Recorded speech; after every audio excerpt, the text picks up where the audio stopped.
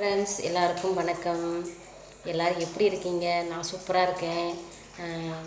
நானும் நிறையா விஷயங்களை கொஞ்சம் ட்ரை பண்ணுறேன். பட் ஆனால் அது சக்ஸஸ்ஃபுல்லாக முடியல.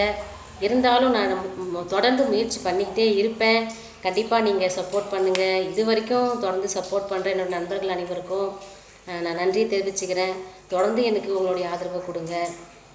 இப்போ எதுக்காக இந்த வீடியோ அப்படின்னு பார்த்தீங்கன்னா, ஒரு சந்தோஷமான விஷயம், அதை உங்களோட நான் ஷேர் பண்ணிக்கலான்னு இருக்கேன். என்னன்னு பார்க்கலாம் வாங்க, சரிங்களா? நான் ஒரு ஸ்டாண்டு வாங்கியிருக்கேன். என்ன ஸ்டாண்டு தெரியுங்களா? வீடியோ எடுக்கிறதுக்கு. ஆக்சுவலாக அந்த ஸ்டாண்டு எங்ககிட்ட எங்கள் வீட்டில் ஒரு 4 வருஷமாக இருக்குது. ஆனால் இது எப்படி தான் யூஸ் பண்ணுன்றது எனக்கு தெரியாத போயிடுச்சு. இப்போ கொஞ்ச நாளாக நாங்கள் வீடு ஷிஃப்ட் பண்ண உடனே அதுக்கப்புறம் தான் இந்த யோசனைலாம் தோணுச்சு. இந்த ஸ்டாண்டு இருக்கிறதே எனக்கு ஞாபகம் வந்துச்சு. ஸோ அதை நீங்கள் பார்த்தீங்கன்னா ரொம்ப சந்தோஷப்படுவீங்க. இந்த உலகத்திலேயே யாருமே அந்த மாதிரி ஒரு ஸ்டாண்டு வாங்கி வீடியோ போட்டிருக்க மாட்டீங்க, அப்லோட் பண்ணியிருக்க மாட்டீங்க.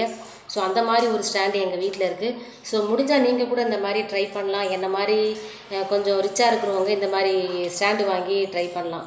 அதாவது நான் எப்படி சொல்கிறேன்னா, வஞ்சக புகழ்ச்சியில் சொல்கிறேன். வஞ்சக புகழ்ச்சி என்னென்னு தெரியுங்களா? புகழ்கிற மாதிரி இகழ்கிறதுன்னா எப்படி சொல்கிறது, கலாய்க்கிறது, திட்டுறது அப்படின்னு கூட வச்சுக்கோங்க, சரிங்களா? ஸோ நான் வளவலன்னு பேசலை. சரி வாங்க வீடியோக்குள்ளே போகலாம். ஃபஸ்ட்டு என்னோடய ஸ்டாண்டை காமிக்கிறேன், சரிங்களா? நான் அதை எவ்வளோக்கு வாங்கினேன், அந்த ஸ்டாண்டை நான் எப்படி பயன்படுத்துகிறேன் அப்படின்றத உங்களுக்கு கரெக்டாக தெளிவாக அழகாக நான் சொல்கிறேன், சரிங்களா? பிடிச்சிருந்தா மறக்காமல் லைக் பண்ணுங்கள், சப்ஸ்கிரைப் பண்ணுங்கள், தொடர்ந்து சப்போர்ட் பண்ணுங்கள், சரிங்களா? வாங்க என்னோடய ஸ்டாண்டு காமிக்கிறேன். தெரியுதுங்களா? இதுதான் என்னோடய ஸ்டாண்டு. டான் டான் டான் டான் டடான் டன். இப்போ என்னோடய ஸ்டாண்டை நான் ஓப்பன் பண்ண போகிறேன். பாருங்கள். எப்போ ஓப்பன் பண்ண முடியலப்பா, ஓப்பன் பண்ண முடியாது. ஏன்னா இது ஒரு அலமாரி, மர அலமாரி. இங்கே பாருங்கள், இந்த மர அலமாரியோட ஸ்ட்ரக்சரை பாருங்கள்.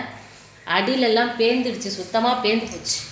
தெரியுதுங்களா? இங்கே பாருங்கள், இதெல்லாம் ஓட்டை விழுந்து சுத்தமாக பேந்து போய் அவங்களால ஸ்டடியாக நிற்கக்கூட முடியல, நேராக நிற்கக்கூட முடியாது இந்த மர அலமாரியால். நாங்கள் ஆசைப்பட்டு வாங்கின மர அலமாரி. ஆனால் இப்போது அது உபயோகப்படாமல் இருந்துச்சு. இப்போ இது எதுக்கு உபயோகப்படுதுன்னா, நான் வீடியோ எடுக்கிறதுக்கு உபயோகப்படுது. இதோட இப்படியே எடுக்க முடியாது, இப்படி வச்சு எடுத்தால் ஃபோன் கீழே விழுந்துரும்ல. இங்கே பாருங்கள், இதுதான் ஸ்டாண்டு. இப்படி வச்சு இது மேலே வச்சு அப்படி எடுக்கணும். இருங்க நான் எக்ஸாம்பிள் காமிக்கிறேன். இப்படி வச்சு ஃபோனை வச்சு இருங்க செகண்ட், இப்படி வச்சு வீடியோ ஆன் பண்ணிவிட்டு இப்படி நின்று பேசுவோம். அப்போ தான் லைட்டு வெளிச்சத்துக்கு கொஞ்சம் கிளாரிட்டி கிடைக்கும். ஓகேங்களா?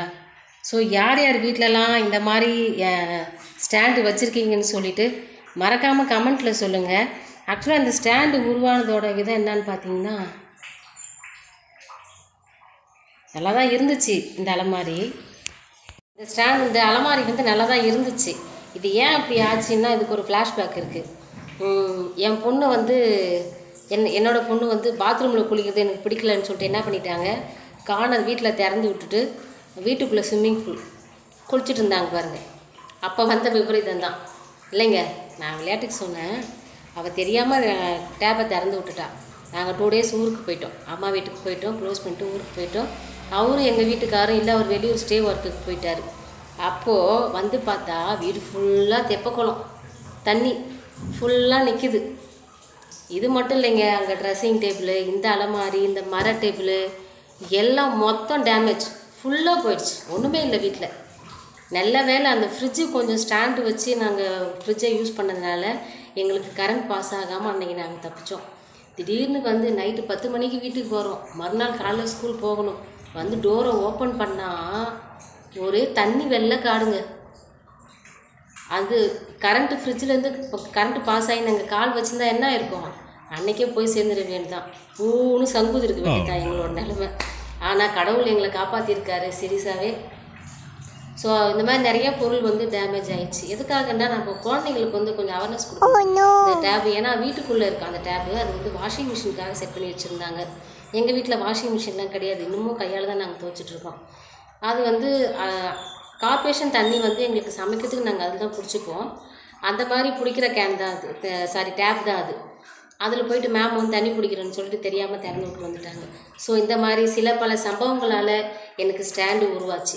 ஸ்டாண்டு உருவான கதையை நான் உங்களோட வந்து ஷேர் பண்ணியிருக்கேன். இப்போ பிடிச்சிருந்தா மறக்காமல் லைக் பண்ணுங்கள், சப்ஸ்கிரைப் பண்ணுங்கள், தொடர்ந்து ஆதரவு கொடுங்க. நன்றி.